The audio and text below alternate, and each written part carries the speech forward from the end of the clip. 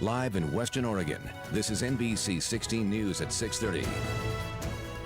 Thanks for joining us this evening. I'm Brisa Mendez. The Cedar Creek fire has now reached over 100,000 acres with still 0% containment. Areas east and southeast of the fire will experience high amounts of smoke in the air. These areas include Lapine, Crescent Lake, and Silver Lake. All evacuation areas still sit at level 1, and the Willamette National Forest has lowered its fire restrictions. We will continue to cover the fire as more updates become available. A rally was held by Weyerhaeuser employees in Lebanon today as their negotiations with the company continue. Weyerhaeuser workers from all over Oregon showed up at the Santiam sawmill this afternoon. The workers have been on strike since Tuesday at midnight, citing unfair cuts to pay and benefits in the most recent contract proposal. Those at the rally also said Weyerhaeuser's record profits make the contract offer even more unfair. The company is record profits, with record profits 3 of the last 5 years. We're not asking the company for anything than what we deserve. A fair piece of the pie. That's all we're asking the company to do. Friday afternoon, the union submitted a counter proposal. As of today, they are still waiting on an answer. Weyerhaeuser brought in outside counsel, something union representatives say has only slowed the process down. They are dragging their feet. This is the first time that we bargained with Weyerhaeuser when they brought in an outside counsel to run their negotiation. And that has done nothing but delay. Weyerhaeuser hasn't commented beyond a statement released Tuesday saying they are looking to bargain in good faith. You can find that statement and more information on the strike on our website. Today's high temperatures below average across the valley floor, reaching the 60s. Roseburg 68 degrees as our normal temperature for this summer season should be 80 degrees. We are expected to see temperatures below average heading into Sunday and Monday as a cold front and low pressure system continues to push into western Oregon. Satellite and radar indicating cloud coverage from the Cascades into the coastal region, with those rainfall already making its way into western Oregon, seeing isolated thunderstorms for the east side of Oregon. Rain accumulation heading into Sunday evening, 4 p.m. Coos Bay, Roseburg below 1/10 of an inch. Eugene close to 1/4 of an inch, which is very much needed for drought conditions across western Oregon. Over on the east side, still sitting under extreme, including Klamath County, Lakeview, and Bend. Douglas County under moderate and severe. Temperatures tonight dropping into the 50s and 60s with overnight showers. Waking up tomorrow morning, the 60s, daytime highs the 70s. Voter identification laws could create obstacles for transgender voters, says a report published by the Williams Institute.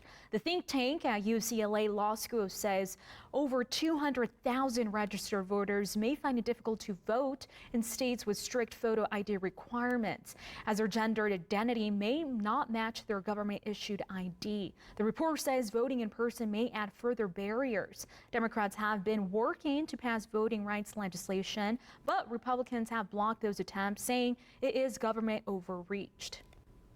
President Biden is reassuring the families of 2 Americans currently detained in Russia. He's doing everything he can to bring them home. WNBA star Brittany Griner has been sentenced to 9 years in prison for drug possession. Paul Whelan is serving a 16-year sentence for espionage charges his family says are false. It's been 2 months since the State Department reportedly offered Russia a prisoner swap to bring them home. It says they still haven't reached a breakthrough on any deal, but they continue to work every avenue to get back on American soil. Tonight, President Biden will be among other world leaders attending the reception at Buckingham Palace on Sunday. NBC Bree Jackson is in London with the latest. Waves of people making their way to London, coming from near and far to see Queen Elizabeth II lying in state.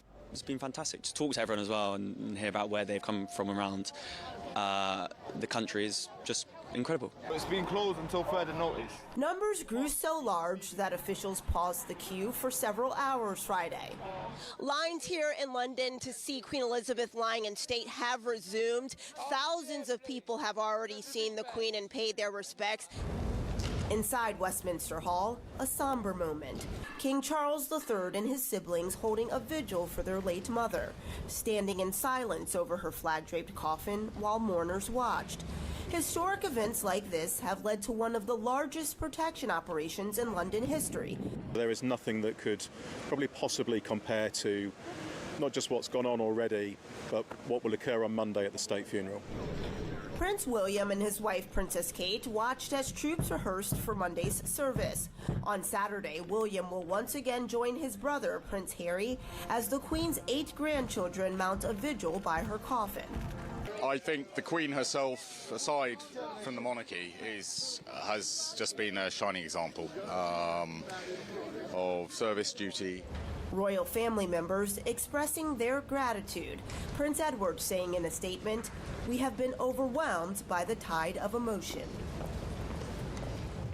In London, Bree Jackson. Crowds continue to pour into London and numbers are only expected to grow over the weekend. Wait times estimated to reach up to 24 hours.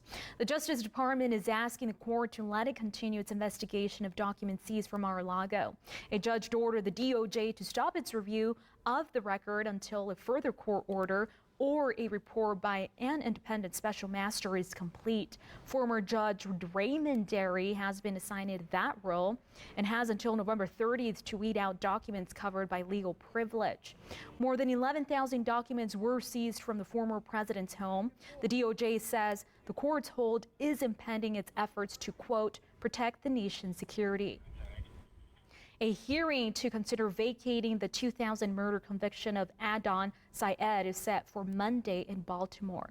Prosecutors say they can assert Syed's innocence, but they lack confidence in the integrity of his conviction for the murder of 18-year-old Hay Minley. They're recommending he be released. Now 42 years old, Syed has maintained his innocence for decades. His case got the attention of millions when it was the subject of the 2014 serial podcast. Prosecutors would have 30 days after vacating the conviction to decide whether to retry the case. Still ahead, backlash is coming towards several states for the transportation of migrants to the north.